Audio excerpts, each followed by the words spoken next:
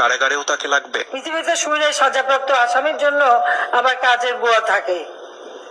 মানুষ এমনি কাজের বুয়া পায় না। আর খালেদা জিয়ার জন্য কারাগারে স্বেচ্ছা একজন কারা বহন করেছে খালেদা জিয়ার সেবা করার জন্য।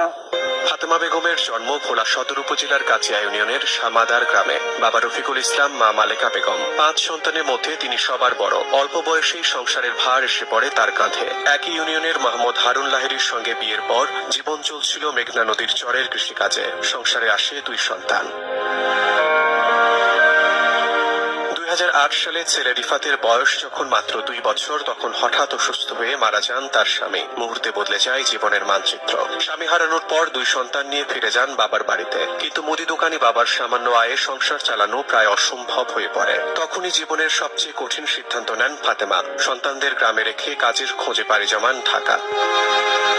এক ব্যক্তির মাধ্যমে তিনি কাজ পান সাবেক প্রধানমন্ত্রী বেগম খালেদা জিয়ার বাসভবনে। সেদিন তিনি জানতেন না এই কাজ শুধু জীবিকার নয়, বরং এক দীর্ঘ সহযাত্রার শুরু। ধীরে ধীরে গৃহকর্মীর পরিচয় পেরিয়ে তিনি হয়ে ওঠেন একান্ত সঙ্গী। ওষুধ খাওয়ানো, হাঁটতে সহায়তা করা, শারীরিক দুর্বলতায় হাত ধরে রাখা, এসব দায়িত্ব তার কাছে ছিল না কেবল কাজ, বরং ছিল সম্পর্কের দায়। রাজনীতির কেন্দ্রবিন্দুতে থাকা একজন নারীর দৈনন্দিন জীবনের নীরব সাক্ষী হয়ে ওঠেন ফাতেমা।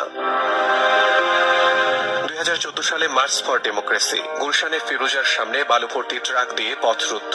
গাড়িতে উঠেও বেরোতে না পেরে বাড়ির দোরগোড়ায় দাঁড়িয়ে সাংবাদিকদের সামনে কথা বলছেন খালেদা জিয়া। পুলিশের চাপ, শারীরিক দুর্বলতা সব মিলিয়ে তিনি ভারসাম্য হারাচ্ছিলেন। ঠিক তখন ক্যামেরার ফ্রেমে ধরা পড়ে এক নীরব দৃশ্য।